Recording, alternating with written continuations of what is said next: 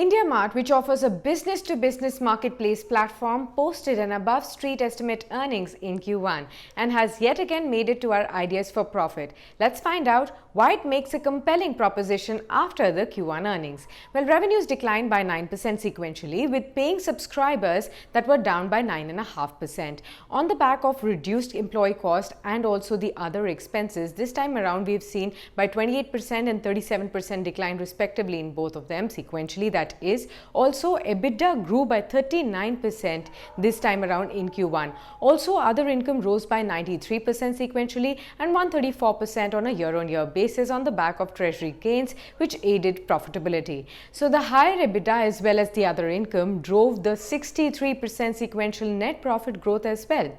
Also, the deferred revenue, that is the upfront cash collected from the customers, also as on 30th of June 2020, that stood at 626 crore rupees as compared to the 684 crore rupees as on March 2020. Now, IndiaMART's buyer traffic grew by 6% on a sequential basis at 19.1 crores on the back of high traffic growth in the month of May and June. Now, strong demand from essential goods and services providers were also the main driver of this traffic.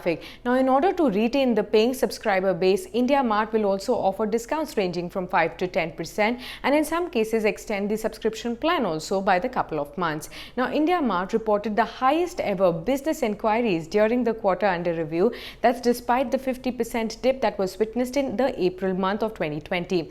Now, indicating that business inquiries are over 30% higher compared to the pre-COVID levels. Now, this surge is mainly due to the sale of many essential products moving online due to the lockdown. Also, cash collection was down to 30% of the monthly pre-lockdown in April, and currently it is around 65% of the pre-COVID levels as well. So that's another positive that we are looking at. Cash collection for the June 2020 quarter stood at 94 crore rupees as against 202 crore rupees in March 2020 and 168 crore rupees in June 2019 quarter. Now, the management expects to maintain the current run rate of around say 65% till the normalcy returns, as its field staff are working from home currently and usually employees collect when they are actually on the field. Now, in the June 2020 quarter, IndiaMART brought employee and other expenses down to nearly say 80 crore rupees.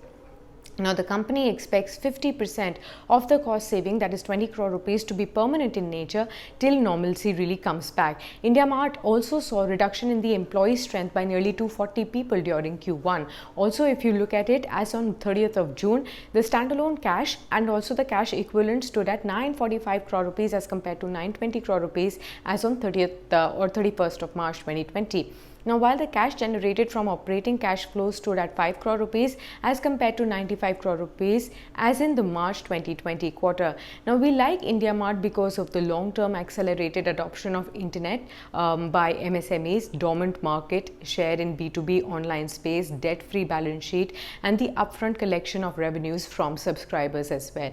We expect further increase in the online penetration from both buyers as well as sellers, that's across different industries, and this will really help players like IndiaMART, who are the leaders in this space as well. Also, going forward from here, with the ongoing pandemic and the lockdown, online channel has also gained further adoption. We expect normalcy to really return from say December 2020 quarter onwards, but in terms of the share price performance, IndiaMART has already made a 52-week high at say 3870 rupees per share recently. Now, Moneycontrol research had already recommended a buy on IndiaMART at the levels of 2271. Since then, it has actually run up by 61% already. Now, after the June 2020 quarter results and looking at the various cost saving measures adopted, we have upgraded these earnings estimates for both FY21 and for FY22 as well. Now, IndiaMART is currently trading at a PE multiple of say 47 times FY22 earnings, and investors can therefore just look at dips to enter then.